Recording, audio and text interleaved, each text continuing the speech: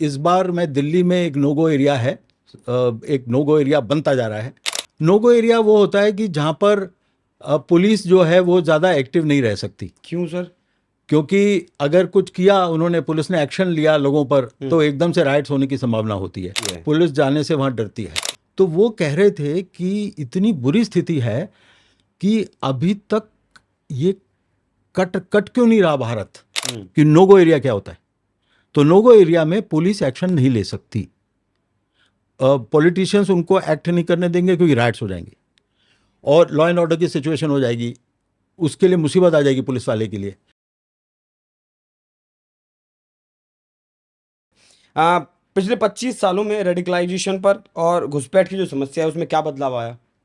देखिए, बदलाव ये आया कि पहले जब हम जाते थे मदरसों के अंदर तो बड़े आराम से हमको जवाब मिल जाते थे। और इस बार मैं दिल्ली में एक नोगो एरिया है, एक नोगो एरिया बनता जा रहा है, सुंदर नगरी। नोगो एरिया मतलब सर? नोगो एरिया वो होता है कि जहाँ पर पुलिस जो है वो ज़्यादा एक्टिव नहीं रह सकती। क्यों सर? क्योंकि अगर कुछ किया उन्होंने, पुलिस ने एक्शन लिया लोगों पर, तो एकदम से राइट्स होने की संभावना होती है, एकदम से तोड़ फोड़ शुरू हो जाती है, आगजनी शुरू हो सकती है। तो इस डर से मतलब पुलिस जाने से वहां डरती है? पुलिस जाने से वहाँ डरती है। तो पुलिस आम लोगों की सुरक्षा के लिए या फिर अपनी सुरक्षा जो पुलिस नहीं कर पाती है? ये पुलिस मतलब मेरी बात को गलत मत समझिएगा, मेरा कंसेंट, मतलब आपको मेरा शब्द गलत लग सकता है, लेकिन मेरी भावना गलत नहीं है। अगर इस देश में, हिंदुस्तान में नोगो एरिया कोई बनता जा रहा है या नोगो एरिया कोई है या फिर किसी को कहते हैं कि ये मुस्लिम इलाका है आप वहां नहीं जा सकते, तो इसमें मुझे नहीं लगता कि किसी की भी गलती है। इसमें गलती उस प्रशासन की है जो वहां सुरक्षा के लिए मौजूद है। बिल्कुल। देखिए, जो डेमोग्राफिक एग्रेशन होता है उसके बाद पलायन शुरू हो जाता है उस एरिया से, वो धीरे धीरे नोगो एरिया बनता जाता है। वो पहले क्या करते हैं कि मीट की शॉप्स वहाँ पे खोलेंगे, ओपन स्लॉटर करेंगे। बैंगलोर में एक जगह विल्सन गार्डन्स, जहाँ पर पहले हिंदू की मेजॉरिटी थी वहाँ पे, लेकिन धीरे धीरे वहाँ से हिंदुओं का पलायन हुआ। कैसे हुआ कि पहले एक स्लॉटर किया एनिमल अपने घर के अंदर, फिर नेक्स्ट ईयर जो है स्लॉटर किया छोटा सा एनिमल, गोट जैसा, सड़क पे। और जब तीसरे साल भी किसी ने कुछ नहीं कहा, तो तीसरे साल उन्होंने ऊंट को, बैंगलोर जैसी जगह में ऊंट को स्लॉटर किया सड़क पर? हाँ, सड़क पे, विल्सन गार्डन्स के अंदर। घर में तो ऊंट स्लॉटर हाँ, नहीं होगा। सड़क पे, मेन रोड पर, जो विल्सन गार्डन्स की थी। फिर वो बुरा लगा होगा। उसके बाद पलायन शुरू हो गया। अच्छा, लड़े नहीं अपने लिए? हाँ, कोई नहीं लड़ना चाहता। अधिकार के लिए नहीं लड़ेंगे तो फिर मतलब समाज में लड़ने की स्थिति इतनी खराब हो चुकी है कि अभी मुझे एक प्रोफेसर साहब मिले थे, बहुत सीनियर, तो वो कह रहे थे कि इतनी बुरी स्थिति है कि अभी तक ये कट कट क्यों नहीं रहा भारत। उन ये नहीं था कि वो कटवाना चाह रहे थे, वो बोल रहे थे कि कुछ हिस्सा जो है वो प्रयासरत है। पाकिस्तान, चाइना और जो दूसरी शक्तियां हैं, जो डीप स्टेट है वेस्ट का, डीप स्टेट है, बांग्लादेश भी बैठा है, तो वो सब चारों तरफ से बोले कि ये एक अचरज की बात है, अचंभे की बात है कि अभी कटा नहीं अभी तक। वो बहुत दुख में उन्होंने बोला था। बहुत सीनियर प्रोफेसर है, मैं उनका नाम नहीं ले सकता, उन्होंने मुझे बताया ये।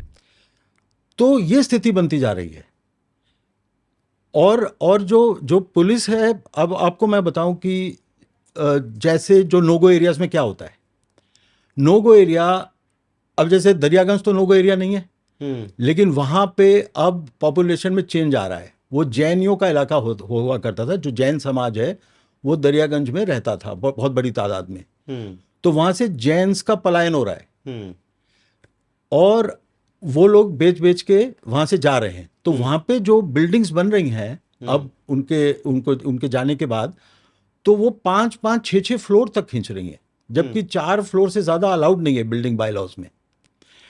तो मैंने पूछा, मैंने कई जगह पे भारतवर्ष में मैं गया, ये सेकंड पार्ट में आएगा, ये जो फर्स्ट पार्ट में नहीं है फिल्म के सेकंड पार्ट में आएगा, जिसकी शूटिंग मैं कर चुका हूं। तो जैसे हम किसी छत पे खड़े थे, वो हिंदू समाज के एक एरिया था छोटा सा, जो एक लार्जर एरिया था अहमदाबाद में, और उसके अंदर बड़ी बड़ी बिल्डिंग्स थी मुस्लिम साइड पे, और ऊंची बिल्डिंग्स थी, और जो हिंदू साइड पे थोड़ी सी कम हाइट की बिल्डिंग्स थी। तो तो मैंने उनसे पूछा कि ये क्या कारण है कि हम लोग जहाँ खड़े हैं यहाँ की हाइट कम है और वहाँ की हाइट ज़्यादा है, और राइट्स के टाइम पर हमने देखा है कि ऊपर अगर आपके पास हाइट का एडवांटेज है तो पत्थर से मार खाएंगे। तो मैंने कहा आप लोग क्यों नहीं बनाते 5th फ्लोर और 6th फ्लोर? तो बोले कि वो डिमोलिश करने आ जाएगा म्युनिसिपल कॉर्पोरेशन इमीडिएटली। तो मैंने कहा और उनका? बोले वहाँ पे कोई नहीं जा सकता। तो जो आपने सवाल पूछा था ना कि नो गो एरिया क्या होता है, तो नो गो एरिया में पुलिस एक्शन नहीं ले सकती, पॉलिटिशियंस उनको एक्ट नहीं करने देंगे क्योंकि राइट्स हो जाएंगे और लॉ एंड ऑर्डर की सिचुएशन हो जाएगी, उसके लिए मुसीबत आ जाएगी पुलिस वाले के लिए।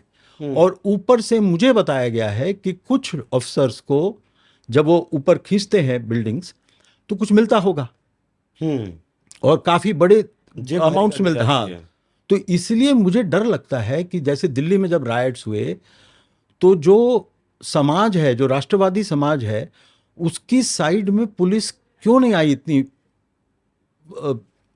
इतनी मुस्तैदी के साथ जितना पहले आती थी। शर्म आती है जिस देश का इतिहास रहा अपने बच्चों तक को देश के लिए कुर्बान करने का, वहां चंद रुपयों के लिए देश की अस्मिता के साथ खिलवाड़ किया जा रहा है। इसको एग्जामिन करना चाहिए कि क्या करप्शन है उन इलाकों में, क्या ये नेशनल सिक्योरिटी के लिए चैलेंज है। तो सबसे पहले करप्शन नोगो एरियाज जो बनते जा रहे हैं वहां पर खत्म करना चाहिए, वो राष्ट्रीय सुरक्षा के लिए अत्यंत आवश्यक है। सर कौन करेगा? वही पुलिस ही करेगी ना, जो पुलिस वहां जो पुलिस यहाँ का यूथ करेगा। ये नो गो एरिया है। यहाँ का यूथ जिस दिन समझ जाएगा ना जी, जब यूथ को अभी क्या अवेयरनेस नहीं है, उस पर भी बात करेंगे सर, यूथ कैसे समझेगा। हाँ। लेकिन आपने जो है मुस्लिम समुदाय को अपनी इस फिल्म में चरमपंथ का पहला शिकार बताया है। मुसलमानों के चरमपंथ का पहला शिकार मुसलमान ही है, कैसे? हाँ देखिए, ऐसा होता है कि जैसे अफगानिस्तान का एक क्रिएट हुआ पूरा टेररिज्म, तालिबान वहां पर बना, और जब सोवियत यूनियन वहां पर घुसा था तो उसके बाद अमेरिका ने बहुत बड़ा इन्वेस्टमेंट किया, ओसामा बिन लादेन पे इन्वेस्ट किया, और अल कायदा और ये सब फंडेड थे बाय यूएस डीप स्टेट, और उन्होंने वो तैयार किया। तो उसके बाद फिर उन्होंने फाइनली जब सोवियत यूनियन हार गया तो उसके बाद 9/11 को उन्होंने WTC उड़ा दिया।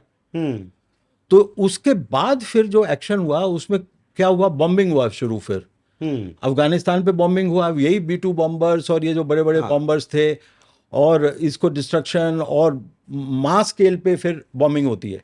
तो जो फाइनली जो टैली आती है, जो इसके हमने फिल्म में दिखाया है, जो अलग अलग जो डाटा मिलता है, तो आप देखेंगे कि जो सबसे ज्यादा 92% ऑफ द विक्टिम्स है ना, वो हमने दिखाया है फिल्म के अंदर डाटा कोट करके, 92% of the victims are Muslims of Islamic terrorism. जो इस्लामिक टेररिज्म के विक्टिम्स हैं, फाइनली जो फाइनल टैली आती है वो 92% यही लोग हैं। तो it is not good for Muslims to participate in such activities. तो इनको अपने लड़कों को रोकना चाहिए जो जो मदरसों से सीखकर इस तरह की चीजें करते हैं, क्योंकि उसका सबसे ज्यादा नुकसान मुस्लिम समाज पर ही आता है। अभी संभल वाला विवाद आपको याद होगा भी, जो हुआ था जब पत्थरबाजी हुई वहाँ सर्वे के दौरान, तो मैं भी वहाँ गया। वहाँ जो 4-5 जो युवक मरे थे, उनमें से एक 17 साल का लड़का था। मैं उसकी माँ के पास गया तो बातचीत हुई, तो उसकी माँ ने एक शब्द कहा, मुझे एक लाइन कही कि कोई नहीं, ऐसा मतलब दुख है कि बेटा चला गया 17 साल का, लेकिन वो मस्जिद के लिए शहीद हो गया, वो मस्जिद के लिए शहीद हो गया। ये सोच इनके दिमाग में आज है, इस सोच को आप कैसे खत्म करेंगे? देखिए, ये थियोलॉजी है, ये थियोलॉजिकल इंडोक्ट्रिनेशन है। वो लोग इस बात को मानते हैं कि अगर आप काफिरों से लड़ते हुए आप मारे गए और अपने मजहब के लिए आपने अपने जो गॉड है अल्लाह, उसके लिए आपने अपने आप को कुर्बान कर दिया, तो आप शहीद हो गए। और शहीद होने के बाद आपको वेट नहीं करना है आखिरियत के दिन का कि वे उस दिन आपका सीधा आप जन्नत में पहुंचेंगे और वहां पर आपको बहुत सारे इंसेंटिव्स मिलेंगे। तो ये जो चीज है ये अंदर उनके माइंड में डाल दी गई है। अब इस चीज को जो लोग हैं, जो नए बच्चे आ रहे हैं, वो सवाल पूछ रहे हैं।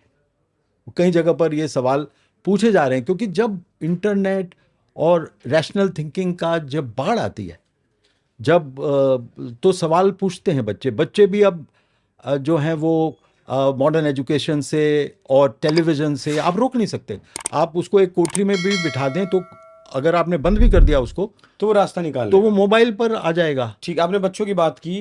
अब मुस्लिम जो बच्चे हैं वो शुरुआती शिक्षा मदरसों से लेते हैं। अपने फिल्म में आपने मदरसों को मतलब रेडिकलाइजेशन का एक मेन जो सोर्स है वो बताया है।